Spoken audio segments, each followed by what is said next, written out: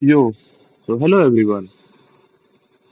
So today I am going to record something new or something I wanted to read from like last year, or I can say more than 2 to 3 years back. I had heard about this. I know about this, but I haven't tried to cover this up.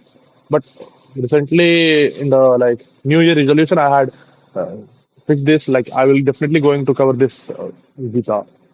So yes, I am going to read Gita chapter 1 in this particular session. Currently, time is 9:30 almost. I downloaded this book from online PDF, and I am going to read this. Mainly two reasons I am going to read this one. The first one, I have to improve my communication skills. This is not the first one. The zero, this is the first. Okay, let's say proceed. This is the first one, and the zeroth one, like the first, the four, means the foremost. The first one is like as we are developers, so our number starts with zero only. So the zeroth one is I want to improve myself more and more. How the things work, how actually you have to handle the situation, how you have to be patient, have hope, have positive mindset, how you can deal with multiple things at a time, not related to only work. You have to deal with each and everything, apart from your work, apart from your son, apart from your education. You have to handle each and everything at a single time with patiently. So actually, I am going to fix my life, my hobbies, my habits, my lifestyle, each and everything I am going to fix. So that's why I heard about this, and I also taken the resolution on the 1st of January. I have to complete this Gita, and actually I got chance right now because I'm at home, and in the home I get a lot of time to things. If I started working on this Gita, then I will definitely try to cover this up when I am in office also and in my after coming from the office. So I will not only try to read, I also try to implement in my life actually what how to do things and how the Dharma and everything works. So, yeah, you can proceed. The chapter 1, that is Stand and Darshan. Observing the armies of on the battlefield. Okay, the first thing I will cover this up with the English only because I had tried with the Sanskrit and English both, but sometimes I'm getting a lot of stuck, or I can say I haven't read this Sanskrit from the last 5 years, so I'm getting a lot of not able to fix, or I'm getting a lot of mistake on the Sanskrit one. So I will also record the another session, like the second time when I'm going to read this Gita, I will again going to record that with the Sanskrit. But this time I'm going to record with English only. So let us proceed. Time is left at this.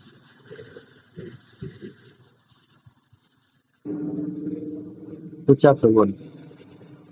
Adenchi Sanjaya, Emperor Dhritarashtra, after assembling with great enthusiasm for battle at the holy place of Kurukshetra, what did my sons and the sons of Pandu do? Sanjaya replied, O Emperor, at that time his son Duryodhan, after observing the military element of the Pandavas, approached his mentor Drona and spoke as follows. Approached, approached his mentor Drona and spoke as follows. Behold, O great teacher, the military formation of the army of the sons of Pandu arranged by your gifted student Drishtadyumna, the son of Drupada. Within those ranks are great archers who are equal to Bhima and Arjuna in war, such as Satyaki, Virata, and the powerful chariot Drupada. Great heroes such as Drishtaketu, Chikitana, the heroic king of Kasi, Purujit, Kunti Bhoja, and Saiba are also present. The chivalrous Yudhamanyu, the courageous Uttam, Maujad, Abhimanyu, the son of Subhadra and son of Draupadi, are indeed all mighty chariot warriors. However, a bit of Dhamana, You should also know who among my army is qualified to lead our military force. As for information, I shall name them. I shall name them. Your good self as well as Jisma, Karna, and Shilpa are always victorious in the battle as well as Ashwatthama, Vikrama, Bhrishvara, and Jayadratha. They are all armed with various weapons and they are expert in the art of war. All of them are prepared to give up their lives for my sake, as are many other warriors. Our army protected by the might of Bhishma is unlimited. However, the strength of opposition protected by Bhima is insufficient. We must support and protect Bhishma at all costs as the strategic point of our battle formation. Anuvriti. War is nothing new to this world. Thousands of years ago, war was being fought such as one of the Kshatriyas to resolve the differences between good and evil force and for the purpose of material gain. From ancient time to our modern era, practically not a day on this earth has passed when someone somewhere was not fighting over something. Throughout history, men have gathered on the field to battle to fulfill their needs for wealth and glory, sometimes nobly, but more often ignobly. The same is happening in the 21st century. War, it seems, an unavoidable karmic destiny of human civilization. Peace, on the other hand, is rare, rather elusive. Peace is talked about the even prayed for, but seldom makes more than a momentary appearance. Most of our lives, even for the humbles of soul, are spent struggling for existence, either socially, politically, financially, mentally, or physically. For most of us, the temporary absence of any major crisis is what we would call peace. However, peace is a state of consciousness and not a condition related to external affair of the material world. Peace is an internal experience. The wisdom of Vedic literature, Srimad Bhagavatam, says, Jivo Jivasa Jivanam. One living being is food for another living being. Okay. From the minutest form of life to the most complex, one life is sustained by the loss of another. Thus, the basic principle of material existence is fundamentally flawed with violence. Peace, then, for most of us, comes in doing what we have to do, believing that we have done the right thing. Therein lies the fine line between war and peace, is what we think to be good, or what we are conditioned to believe actually right. The ability to discriminate between right and wrong, or in some cases, good and evil, largely depend on the extent of knowledge from which we draw our conclusions.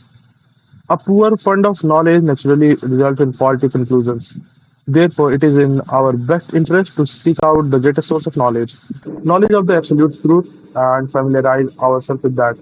Bhagavad Gita is perhaps the most widely read book of specific knowledge in the world.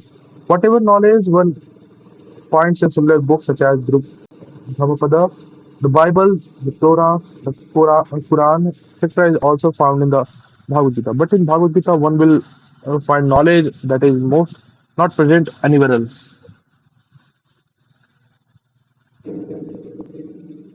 Uh, what happened?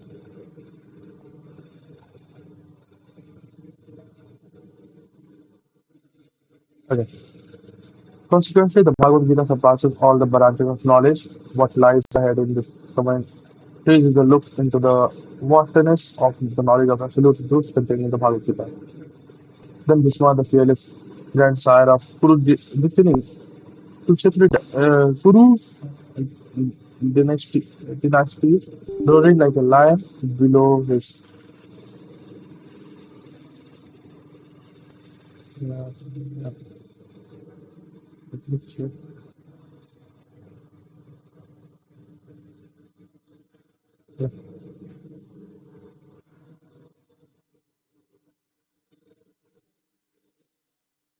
the euphoria of Duryodhana. At that point, conches, trumpets, bugles, drums, and horns suddenly sounded at all once, and the combined sound rose up like thunder. On the other side of the battlefield, both Krishna, the husband of goddess of wealth, and Arjuna, sitting on a chariot yoked with horses of fair hue, blew their divine conches. Sri Krishna, the marker of senses, blew his conch self, called Panchajanya. Arjuna, the winner of great wealth, blew his counsel called Devadatta. Bhima, the performer of great feats, blew his counsel Pondara. Yudhishthira, the son of Kunti, blew his counsel Annata Vijaya. Nakul and Sahadev blew their counsel called Sughosa and Manipuspata. O Emperor, the great archer, the king of Kasi, the expert warrior Sikhandi, to whom Virata, then the initial Satyaki, Drupadi, son of Draupadi, and Abhimanyu, the mighty of son of Subhadra, all blew their conches.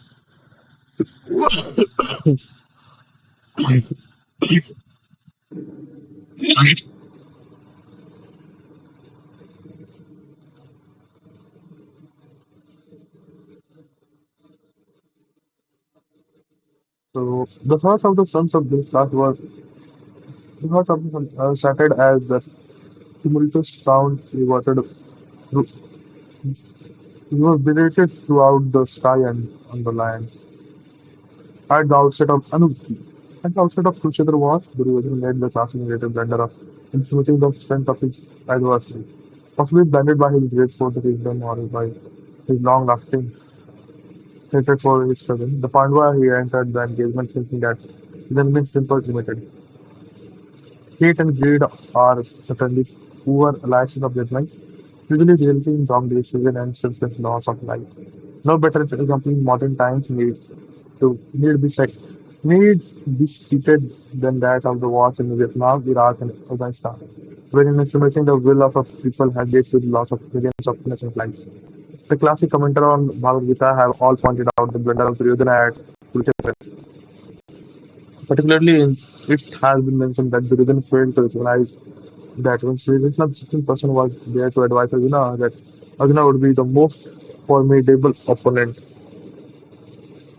History has shown us the war are fought out of greed, hatred of religious produce. It is simply a convenience to think that God is on our side. The idea that God is on our side is certainly a comforting thought and has accompanied men into almost every war that we knew of since the rise of Abrahamic religions. However, the problem has always been in all this conflict, both sides assume the banner of righteousness, declaring God wills it. This is sometimes called theology of convenience. Even though, even today, it makes good to stir up the troops or rally the suicide bomber to their death by declaring that God favors cause. It is fact that during these dark periods of history, more people have died and more innocent people put to death in the name of God than by any other single unnatural cause. Many people consider despotic political regime as the ultimate empires of cruelty, but the truth is that religious fanaticism, fanaticism has brought far more unnecessary death to the world than any political system or government. So, what makes the war at Kurukshetra any different than modern wars fought for greed or between religious fanatics? It is not simply being go to say that because the Christian supreme person was on the side of Pandavas,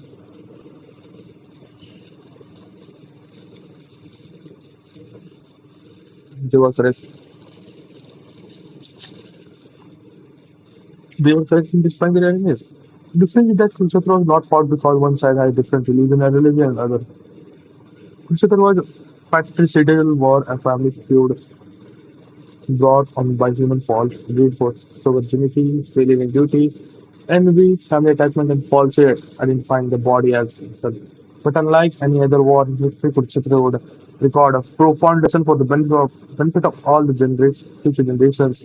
The lesson was taught by Sri Krishna in the form of Bhagwat Gita, a lesson that would enable humanity to overcome his mundane shortcomings, become established in transcendence, and attain self-realization. Speaking to Dhritarashtra, Sanjay said, "O Emperor, just as war was about to commence, Arjuna, whose chariot was decorated with the banner of Hanuman, observing your son's poison for battle, took up his bow and spoke to Sri Krishna, the master of the senses, as follows. Arjuna said, O Achyuta, inflammable one, Place my chariot between both armies so that I may look upon the soldier that I must do battle with. Let me see all those warriors that are dear to Duryodhan, the wicked son of Dhritarashtra, assembled here for the battle. Sanjay continued, O descendant of Bharata, being thus requested, Krishna drew Arjuna's grand chariot in between both armies. In front of Bhishma, Drona, and all leaders of the world, Krishna said, O Pratha, behold the Kaurava destiny assembled here. There, between the two armies, Arjuna was able to observe fatherly elders, grandparents, teachers, maternal uncles, brothers, son, grandson, father-in-law, and friends. Seeing all his relatives before him on the battlefield, Arjuna, the son of Kunti, became overcome with pity and was grief-stricken. Arjuna said, O Krishna, seeing all my relatives assembled here and preparing for battle, the strength and rain from my limbs and my mouth became parched.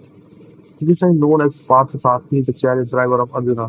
Because Krishna was Arjuna's friend and companion, he requested Krishna to draw his chariot between the two armies so that he could see with whom he has to battle. But upon seeing the enemy before him, Arjuna was shocked and fell into a state of bewilderment. Now the stage of Kurukshetra was set, so that Krishna could speak Gita, Bhagavad Gita. Arjuna became overwhelmed with grief and gave up his duty. As a warrior, Arjuna was duty bound to fight, but seeing the ordeal that lay ahead, he could not proceed. The world is certainly full of faults, dangers, unfortunate events, cruel and hateful desire to exploit others, and a host of other qualities that one certainly describe as evil. To quote Edmund Burke, the Burke,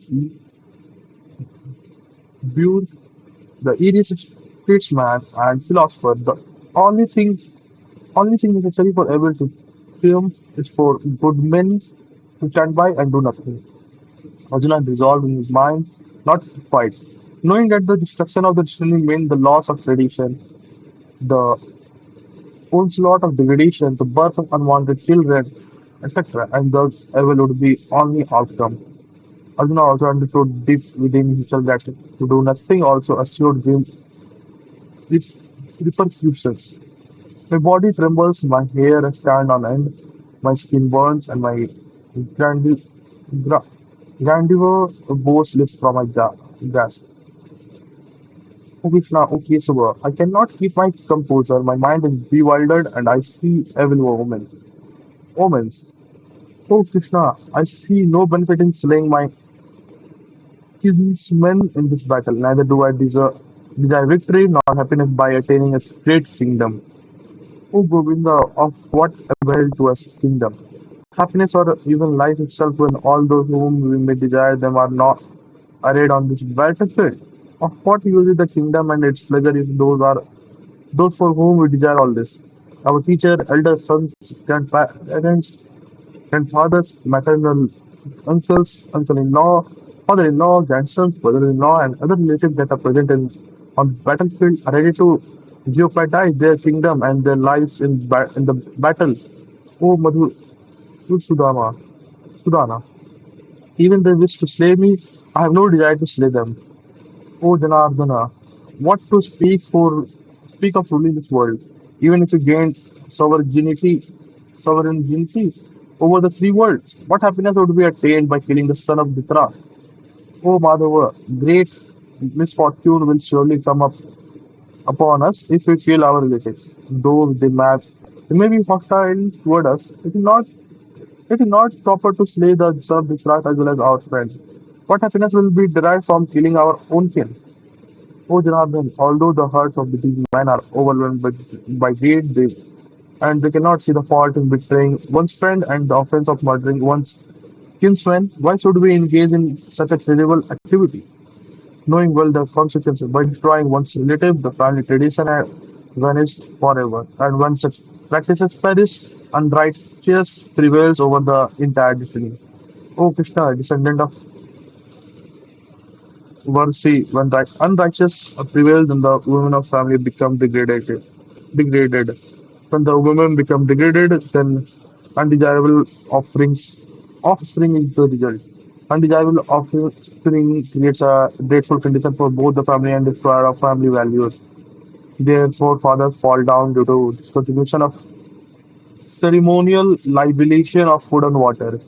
Such terrible deeds by the destroyer of family create a population of unwanted progeny that totally annihilates all the tradition of family and society.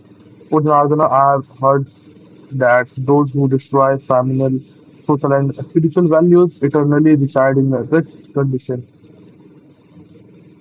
Allah, what wickedness we are determined to commit. Simply due to our greed to enjoy royal pleasure, we are prepared to kill our own relatives. The son of Dhritarashtra with the weapon in their hands lay me unarmed and unresisting on this battlefield that would be considered better by me.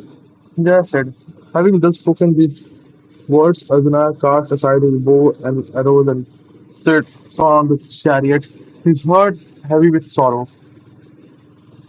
Figuratively speaking, we would say that Arjuna was caught between a hard pot and a rock.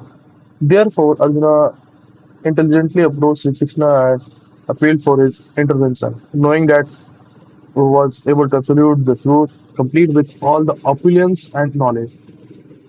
Arjuna approached Sri Krishna addressing him as a Sri Krishna, Achyuta, Kesava, Govinda, Madhusudana, Janardana, Madhava, and the Var Varsneya. Arjuna addressed Sri Krishna by his different name in order to invoke Krishna's mercy and compassion for the predicament that Arjuna was in. As Sri Krishna, Krishna is the master of mind and senses, thus he is never bewildered or put into illusion. As a tutor, he is incapable of making mistakes or wrong decisions. Arjuna needed Krishna advice urgently, advice that he would depend on, that would give relief to his disturbed mind and senses. As Kesava, Krishna's killer of demon Casey, who had killed numerous demons during his advent, and each of those demons represents a negative quality that hinder one progress in his spiritual life, such as desire for name and fame, dishonesty, false pride, deceitful cruelty, foolishness, violence, lust, anger, greed, false teaching, and bad habits, etc. Arjuna was confident that by taking shelter of Shri Krishna, all that was impediment to his situation would be removed. By reducing it as the descendant of the Varanasi dynasty, Arjuna was also reminded Krishna of the importance of family tradition and to destroy them was Arjuna's biggest dilemma. Om Tat Sat, thus ends chapter 1 entitled Sanhidarsana from the conversion between Sri Krishna and Arjuna in the Upanishad known as Srimad Bhagavad Gita, the Yoga Shastra of divine knowledge from the Bhisma Parva of Mahabharata, the literature revealed by Vyasa in 100,000 verses. This is the end of chapter 1. Chapter 2, that is Satya Yoga.